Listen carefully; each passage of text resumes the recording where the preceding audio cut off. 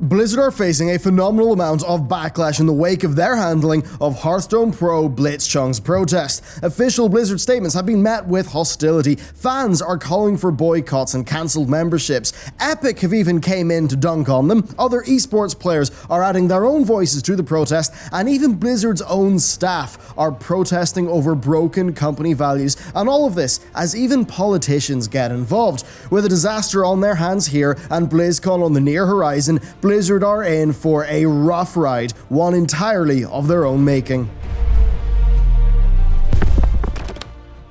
Hey everyone, and welcome back to another Industry Report, the series where we take an in-depth look at the biggest stories going on in the industry, and I don't think it gets much bigger than this one. As always, if you enjoy the content, be sure to like, sub, and ring that bell. It lets YouTube know that you enjoy us, and it's good for the algorithm. And with all that said, let's get into the video. First, an ultra-fast catch-up. Following victory at the Grandmasters tournament, Blitzchung, a player, appeared on the Taiwanese Hearthstone stream wearing a gas mask and goggles, both symbols of the Hong Kong protests. Two casters of the stream, according to a number of commenters asking translations, told Blitzchung that the interview would end once he said what he was going to say. They then ducked behind their desks. As they did that, Blitzchung proceeded to say, "Liberate Hong Kong, revolution of our age," into the webcam. The stream was promptly cut off. Blizzard's response was swift, panicked, and a little more than ruthless. The clip of Blitzchung's statement was pulled from the Taiwanese Hearthstone channel, along with the entire day of play.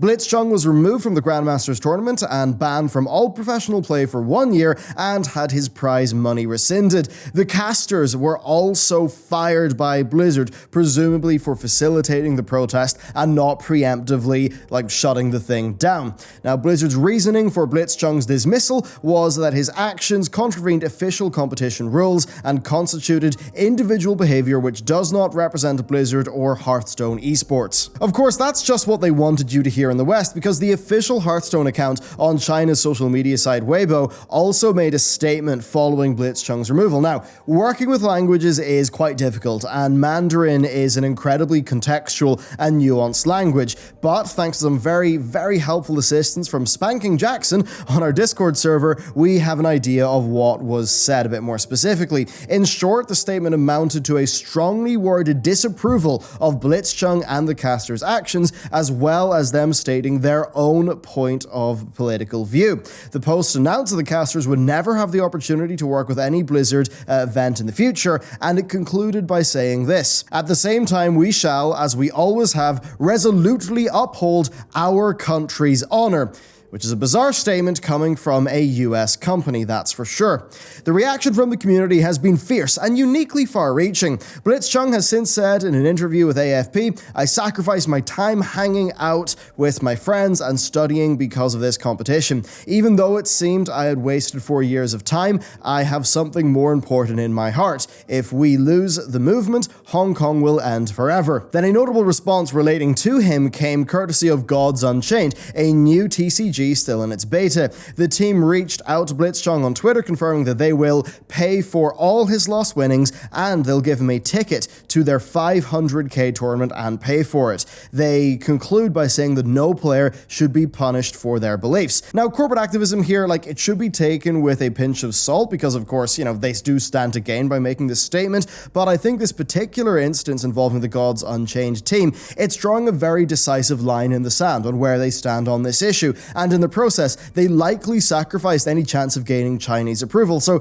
because of that, and because of the obvious lost earnings potential there, I think it is a genuine principled stand that they're making. And I suppose, speaking of direct things, Epic Games of all people have made a statement in reaction to Blizzard's mess. The Fortnite developer announced that it would not ban players or content creators for their political speech. In a statement made to The Verge, a spokesperson confirmed, quote, "Epic supports everyone's right to express their views on politics and human rights. We wouldn't ban or punish a Fortnite player or content creator for speaking on these topics." Yeah, Blizzard will not be happy with that one. And the contrast here is actually notable because both companies have deep roots in China. Epic is partially owned by Tencent, actually a good bit more than Blizzard is, though it is still a private company with Tim Sweeney being the majority shareholder and ultimately the decision maker. Activision Blizzard, however, is 5% owned by Tencent. They also work with NetEase and things like Diablo Immortal, and it's kind of crazy because even though Epic are more linked with Tencent, they took the principal stance. Now, part of this is no doubt them being a private company, therefore being at less risk of making like a move that the financial markets would deem to be incorrect. Indeed, Blitzchung's actions and statement have resonated throughout the esports community, particularly within Hearthstone. During the Collegiate Hearthstone Championships, the American University team held up a sign that said, "Free Hong Kong, boycott Blizzard." The broadcast was of course quickly cut by Blizzard, instead moving over to another team's camera as Worcester Poly sealed their victory, and then they shortly reverted to very, very nervous looking casters for the post-match analysis. The clip was quickly removed from Twitch, but has since appeared in an unofficial capacity, of course, on YouTube and Reddit. Then past that, a number of Blizzard staff members have actually voiced their displeasure, and they've done so in a number of particularly striking ways that I think require a little bit of background context. So a photograph of Blizzard staffers doing an umbrella protest at the big orc statue was posted to the Hearthstone Reddit by one of the staffers in question. Now, this protest is an overt reference to the umbrella movement which emerged in the 2014 democracy protests at Hong Kong. Now, during these protests, umbrellas were used as a tool of passive resistance in response to the Hong Kong police's decision to use pepper spray to disperse a crowd, calling for greater transparency in election proceedings. The umbrella then regained its status as a symbol of protest recently when the Hong Kong police employed tear gas at a rally commemorating the 5th anniversary of the original umbrella movement. Now, that means that the Blizzard umbrella protest is therefore just deeply linked to the symbology and ideology of the Hong Kong protests and is completely unambiguous in its support for the movement. Then another employee-led protest is relating to Blizzard's core values. The entrance to Blizzard's California HQ in Irvine has a massive statue of a wolf-mounted orc warrior, and the statue is surrounded by a runed compass with Blizzard's 8 core values at its points. And 2 of these values, think globally and every voice matters, have been covered by angry Blizzard employees. This was shared on Twitter by an ex-Blizzard employee along with the caption, "Not everyone at Blizzard agrees with what happened." Now, as you may expect, the backlash from fans has been the most pronounced, and it's impossible to ascertain the extent of follow-through in these sorts of things, but calls for a boycott of Blizzard products have been extremely loud. Both Blizzard and Boycott Blizzard have been trending globally on Twitter in the aftermath of Blitzchung's dismissal, and the story was also on the front page of Reddit before the thread was actually closed for, well, right now, unknown reasons. Fans have declared that they are cancelling memberships and uninstalling titles, while others are editing Blizzard characters to visually align them with a pro-Hong Kong stance. We've seen this particularly with May. Then past that, we've seen everything from longtime community mods actually just quitting on the Hearthstone Reddit to there being groups talking about how they can arrange protests at Blizzcon this November. I think perhaps the most indicative thing of the reach of this story has been that a number of US politicians have weighed in on Blizzard's behavior. So, Ron Wyden, a Democratic senator from Oregon, commented on the story by saying, "Blizzard shows it is willing to humiliate itself to please the Chinese party. No American company should censor calls for freedom to make a quick buck." Then Republican Senator for Florida, Marco Rubio, has also been outspoken on the topic, imploring people to recognize that people who don't live in China must either self-censor or face dismissal and suspensions, and to acknowledge that China is using access to the market as leverage to crush free speech globally. Now, that politicians have felt to comment on a story that originated from a Hearthstone tournament, that should speak volumes to the potential implications of this situation, and of course the influence that the Chinese party has in global media.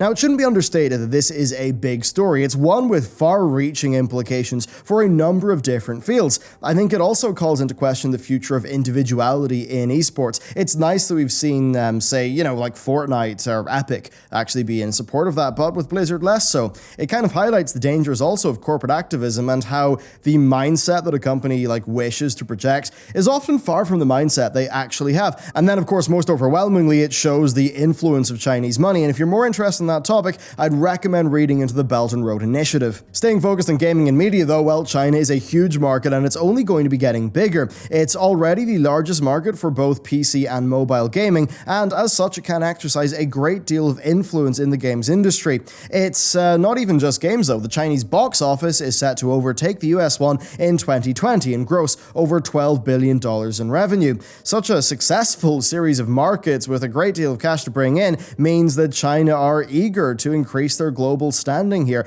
and that means they're all too happy to throw about their money every which way and get more influence. The thing is that Western companies are very well aware of this Chinese money, China's desire to invest that money, and as such, they pretty much are happy to play ball wherever they can, even in instances like this, where they maybe have to change sections of games or just change some of their policies to fit with the party sensibilities. Blizzard are obviously more than happy to work within the boundaries of Chinese censorship to ensure that their games are distributed in the region, with things like Hearthstone cards being altered to remove references to taboo subjects such as necromancers.